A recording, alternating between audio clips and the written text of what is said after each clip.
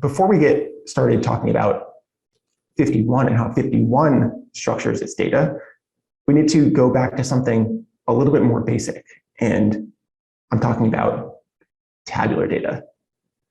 So you are mostly all guaranteed to be familiar with tabular data, data tables, data frames, depending on what you use and what you call them. A data table is pervasive. It is all over the place. Tabular data is involved in so many applications, everything from looking at time series forecasting. So if you want to track stock prices over time, it can be used for getting features about a house. If you want to actually predict house prices, then you might need to know the location of the house, the number of bedrooms, the number of bathrooms, and so forth. And you can represent all of this within a data table. You can also represent player statistics in sports games. So you could have a different row for each player in the game and a different column for each stat that you want to capture. For instance, you can have a stat for, or a column for points, one for rebounds, one for assists, and one for blocks and one for steals if you're looking at basketball games. The point is that data tables are everywhere. They are very structured. They are uniform. You know a lot about them. You have guarantees about the size, and they are built out of rows and columns. Now, because they are so prevalent, there are a lot of tools for working with them. You might be familiar with SQL or Excel or Pandas or Tableau. There's tons. There's way more than just this. At their base, data tables are made up of columns and rows. And a field, a column is like a property of data. So in the example of a house and trying to predict a house price, the bedrooms, the number of bedrooms in your house would be a column in your data set. So you could think about, for each of the houses in your data set, having one entry within the column bedrooms that details the number of bedrooms within that house. You could have another column for bathrooms and so forth.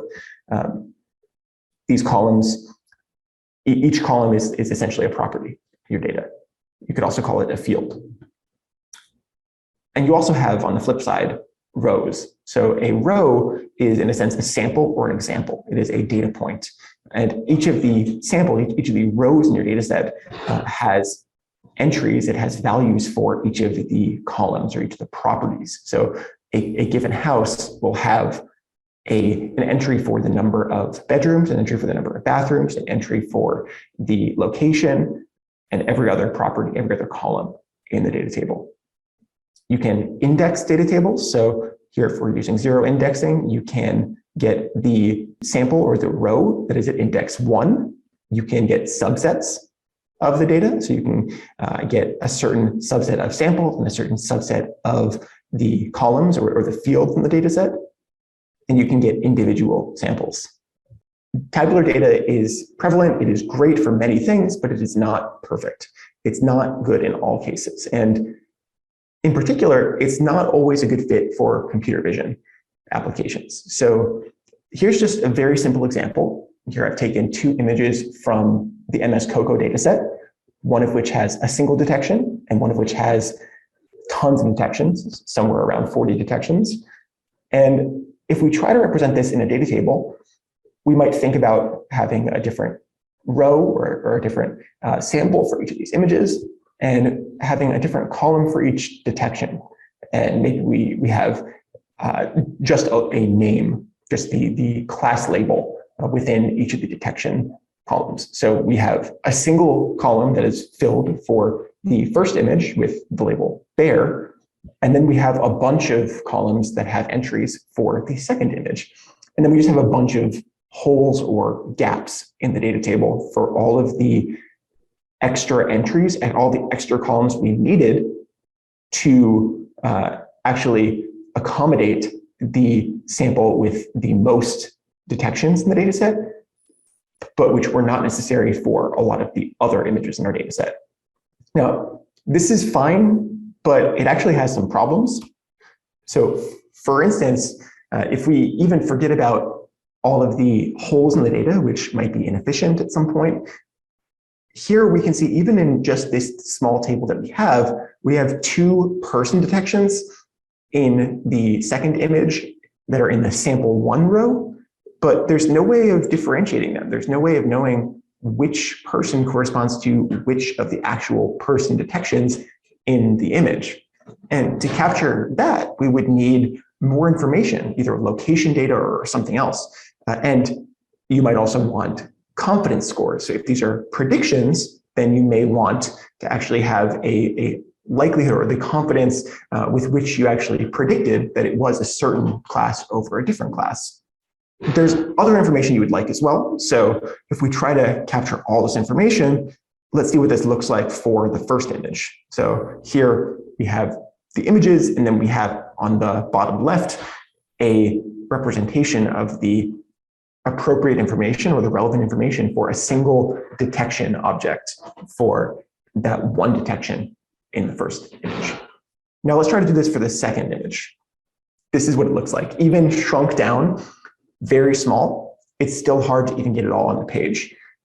And this doesn't even account for other types of labels you might want, like segmentation masks or relationships or activity recognition labels. It doesn't account for tags and metadata.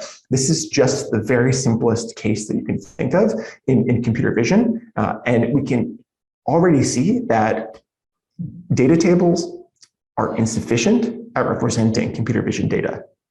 So what do? Enter FiftyOne. So FiftyOne is built from the ground up to support and accommodate the unstructured nature of computer vision data. And we have a data set, which is analogous to the data table in tabular data frameworks, which represents the data that can be manipulated either within the Python library or within the FiftyOne app.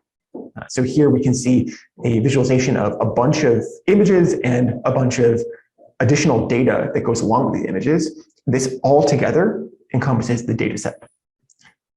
The data set is composed of samples, which are the atomic elements of the data set. And in this image, we can see a single image from that data set, which is when you combine this image with all the additional data, like in the sidebar on the right, we can see sample tags, label tags, metadata, labels, and primitives. When you put all this together, you get a sample.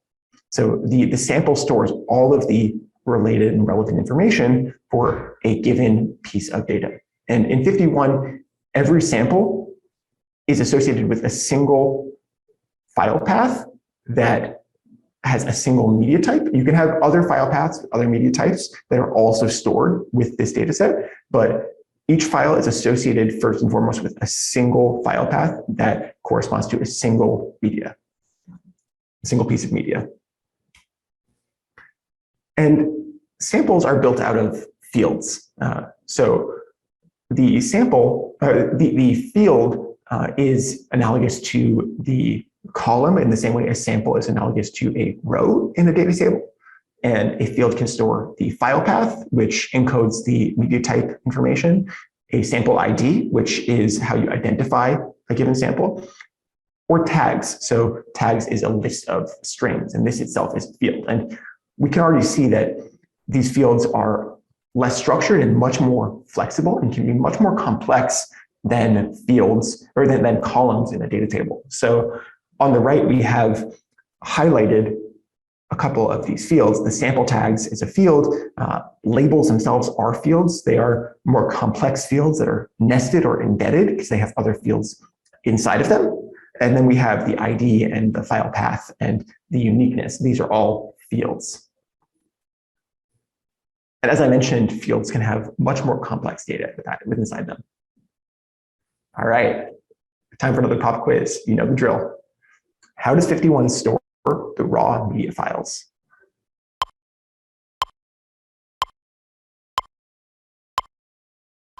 The answer is trick question.